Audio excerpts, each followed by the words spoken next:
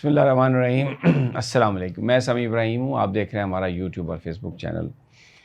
Election Commission of Pakistan نے بڑا اہم مقدمہ سنی اتحاد کونسل کو جو مخصوص نشستیں دینے والا معاملہ ہے اس پر اپنا جواب جمع کرا دیا، اور کل اس مقدمے کی سماعت فل کورٹ، بڑا اہم مقدمہ ہے۔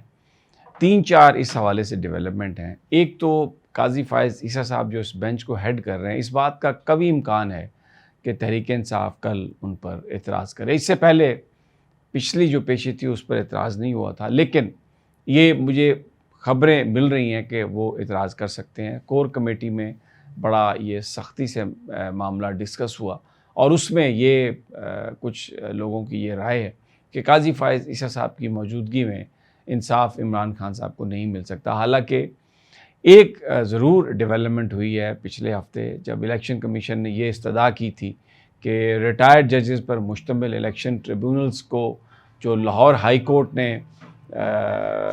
جس کو نہیں مانا، اور اپنے انہوں نے سرونگ جو ججز کے ٹریبیونل قائم کیے ہیں، اس کے خلاف حکم امتناع کی جو استدعا تھی وہ چیف جسٹس صاحب نے اس کو ریفیوز کیا۔ پہلا موقع تھا پچھلے 2 سال میں کہ الیکشن کمیشن نے کچھ مانگا اور انہیں نہیں ملا، جو کہ بہت امپورٹنٹ تھا۔ اب ذرا یہ جو جواب ہے اس پر میں بات کرتا ہوں، اور پھر آج قومی اسمبلی کی روایات بھی آپ کو بتاؤں گا، جہاں پر آج پھر خواجہ آصف کو آڑے ہاتھوں لیا گیا، گالی گلوچ، اور شہریار افریدی نے بھی بڑی اس میں گفتگو کی۔ اور جو ایک بڑا اہم معاملہ ہے کے پی میں آپریشن، جو ایپیکس کمیٹی کا فیصلہ ہے، اس کو آج تحریک انصاف نے ریجیکٹ کر دیا۔ اور یہ بڑا اہم ہے اس لیے کہ کے پی میں حکومت جو ہے وہ تحریک انصاف کی ہے، تو اس میں پی ٹی آئی نے یہ کہا ہے کہ آپریشن کی منظوری آپ پارلیمان سے لیں۔ میں اس خبر پر بعد میں آتا ہوں، لیکن پہلے جو الیکشن کمیشن نے اپنا جواب سبمٹ کیا ہے اس میں ایسا لگ رہا ہے کہ وہ خود اپنے جال میں پھنس گئے ہیں، اور الیکشن کمیشن نے اپنے لیے بڑی مصیبتیں کھڑی کر لی ہیں۔ الیکشن کمیشن نے یہ کہا ہے کہ جی پشاور ہائی کورٹ کا فیصلہ کہ پی ٹی آئی کو سنی اتحاد کونسل کو مخصوص نشستیں، اقلیتوں کی نشستیں نہیں مل سکتی، وہ بالکل ٹھیک ہے۔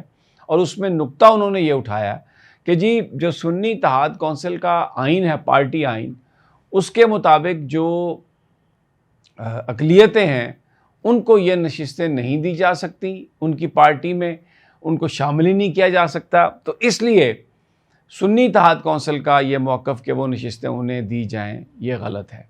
اب اگر ہم غور سے اس کو دیکھیں تو یہ بات واضح ہے کہ آئین پاکستان یہ کہتا ہے کہ جو ہے نا متناسب نمائندگی کی بنیاد پر ہر جماعت کو جو بھی جتنی اس کی نشستیں ہوں گی اس حساب سے متناسب نمائندگی کی بنیاد پر انہیں اقلیتوں کی نشستیں دی جائیں گی۔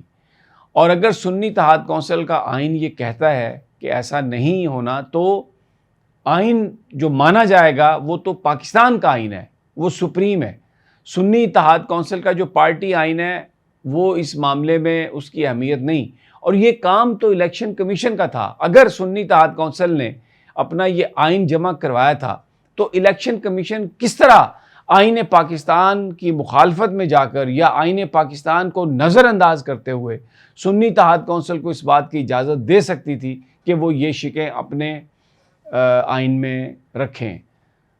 تو یہ بنیادی طور پر جو اگر سنی اتحاد کونسل نے، ہم اگر یہ مان لیں کہ سنی اتحاد کونسل نے ایک کام خلاف آئین کیا تو الیکشن کمیشن اس کے جرم میں شریک ہو گیا، تو یہ آئین سے انحراف ایک آئینی ادارہ کیسے کر سکتا ہے؟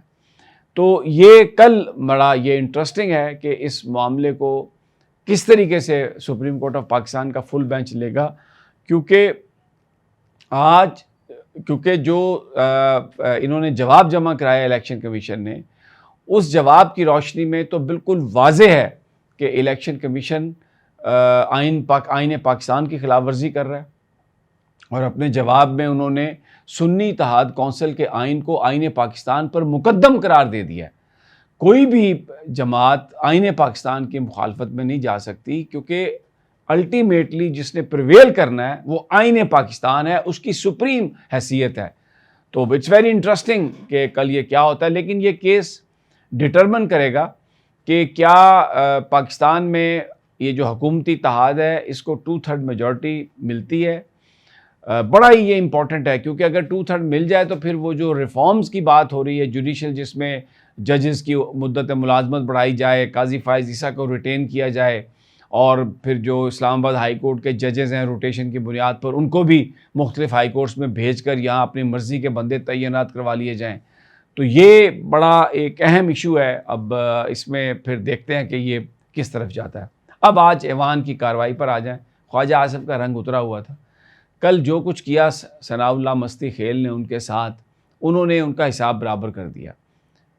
مستی خیل نے درست کیا یا غلط کیا یہ ایک علیحدہ بات ہے، خواجہ آصف جو زبان استعمال کرتے رہے ہیں پی ٹی آئی کے لوگوں کے لیے، جس طرح شریف مزاری کے بارے میں بات کرتے ہیں، ٹریکٹر ٹرالی کہتے رہے ہیں، اور رانا تنویر نے ان کو بڑا، انہوں نے مستی کے خیل کی جو وہ کر دی ہے ممبرشپ جو ہے اس کو معطل کیا ہے۔ یہ رانا تنویر کی ویڈیو آپ سن لیں جس میں وہ عمران خان کو ننگی گالیاں دے رہے ہیں ایوان میں کھڑا ہو کے۔ تیری بیوی عثمان سے اتری ہوئی ہے جو بھاگ کے تیرے ساتھ آئی ہوئی ہے، تم تو ایک کرپٹ ٹیکسیئر کے بیٹے ہو۔ یاد ہے کہ ایک شادی تھی تو اس کا والد بیٹھا ہوا تھا، تو یہ بھی اس شادی پہ گیا عمران خان، تو وہ ساتھ جو بیٹھے ہوئے تھے اس کے والد صاحب کے ساتھ، اس نے کہا کہ یہ بیٹا آپ کا آ رہا ہے، کہتا جی ہاں کہنے کو تو میرا بیٹا لیکن ہے حرامدار۔ اور جو مریم نواز جو زبان استعمال کرتی رہی ہیں، ٹویٹ کرتی رہی ہیں، یہ تو مسلم لیگ نون والوں کو شرم آنی چاہیے۔ آج بھی خوب پی ٹی آئی والوں نے ان کو گالیاں نکالی۔ دیکھیں جب آپ ظلم کریں گے کسی کو، آپ اس کا رائٹ نہیں دیں گے، زبردستی اقتدار پر آ جائیں گے تو دوسرا کیا کرے گا؟ میں کوئی کسی کو جسٹیفائی نہیں کر رہا، لیکن انہوں نے ریئیکشن دیا اور یہ خود بھی یہ گالیاں دیتے رہے ہیں پہلے۔ اور خواجہ آصف کی تو اس کو تو رنگ باز کہا جاتا ہے، جس طرح یہ ریحانہ ڈار صاحبہ کے بارے میں بات کرتے رہے، پی ٹی آئی کے لوگوں کے بارے میں، تو آج آف کلر تھے، آج سمجھ نہیں آ رہی تھی، آج بڑا اقلیتوں کی لے کے بات کر رہے تھے اور اپنے آپ کو بڑا پتہ نہیں کیا بنانے کی کوشش کر رہے تھے، لیکن آج بھی ان کو سکور سیٹل کیا اور ان کو اپنے معاملے میں رکھا۔ لیکن جو آج قومی اسمبلی میں اہم معاملہ آیا وہ ایپیکس کمیٹی کا جو فیصلہ ہے کے پی میں آپریشن کرنے کا، اس کو پی ٹی آئی نے ریجیکٹ کر دیا۔ انہوں نے کہا جی کہ آپ ایوان میں پارلیمان سے اس کی منظوری لیں، تو وہاں پر وزیر قانون نے کہا جی وہ کے پی کا وزیر اعلیٰ وہاں پر موجود تھا، وہ نہیں بولا، پتہ نہیں ہمیں کہ وہاں پر وہ بولے ہیں یا نہیں بولے، لیکن یہ ایک جائز ڈیمانڈ ہے۔ آپریشنز ماضی میں جتنے بھی ہوئے انہوں نے کوئی مسئلہ حل نہیں کیا۔ ایک آتا ہے آپریشن شروع کر دیتا ہے، دوسرا آتا ہے آپریشن بند کر دیتا ہے، تیسرا آتا ہے آپریشن شروع کر دیتا ہے، چوتھا آتا ہے بند کر دیتا ہے۔ آپریشن اگر مسائل کا حل ہوتے تو بہت پہلے یہ مسئلہ حل ہو جاتا ہے۔ یہ طاقت سے حل ہونے والا مسئلہ نہیں ہے، سوجھ بوجھ سے۔ جو لوگ پاکستان دیکھیں، آپ ابھی تو یہ دہشت گردی کے مقدمات سیاسی کارکنوں پہ کر رہے ہیں۔ کوئی کسی نے اگر پی ٹی آئی کا نام لے لیا تو اس کو 9 مئی کا تانا دے کے اس پر دہشت گردی کا پرچہ درج کر دیتے ہیں۔ کے پی میں P T I landslide اس نے اکثریت لی ہے، تو یہ پی ٹی آئی کے لوگوں کو ان کا سکور برابر کرنے کے لیے، پی ٹی آئی پر ظلم کرنے کے لیے اب یہ ایک نیا کام شروع کیا انہوں نے۔ اور ایپیکس کمیٹی پارلیمانی نظام میں پارلیمنٹ اہم ہے، ایپیکس کمیٹی کہاں سے آ گئی؟ اس کا کوئی گنجائش ہی نہیں ہے ایپیکس کمیٹی کی پارلیمان میں۔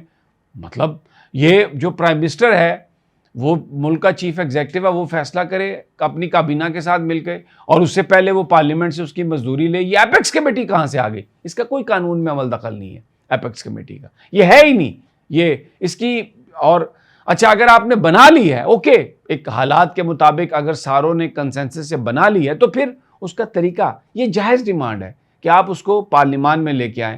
اب وزیر قانون کہہ رہے ہیں کہ جی ہم ان کیمرہ سیشن اس کا چلائیں گے۔ بھائی اس سے پہلے عسکری قیادت نے اگر کسی چیز کی ضرورت ہے وہ آئیں، پارلیمان کو وہ بریفنگ دیں، اعتماد میں لیں، پارلیمان انہیں اجازت دے دے گی۔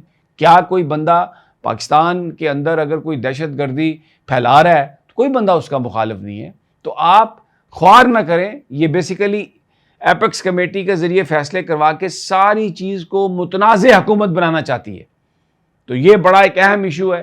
اور اس میں پی ٹی آئی نے پریس کانفرنس بھی کی ہے، سنی اتحاد کونسل نے اس پر بات بھی کی ہے، تو یہ اب دیکھتے ہیں آنے والے دنوں میں یہ کیسے انفولڈ ہوتا ہے، کیونکہ اگر اس کو متنازع بنا کے شروع کیا گیا تو کوئی مطلوبہ نتائج حاصل نہیں ہو سکیں گے۔ اجازت دیجیے اگلی ویڈیو تک، اللہ نگہبان۔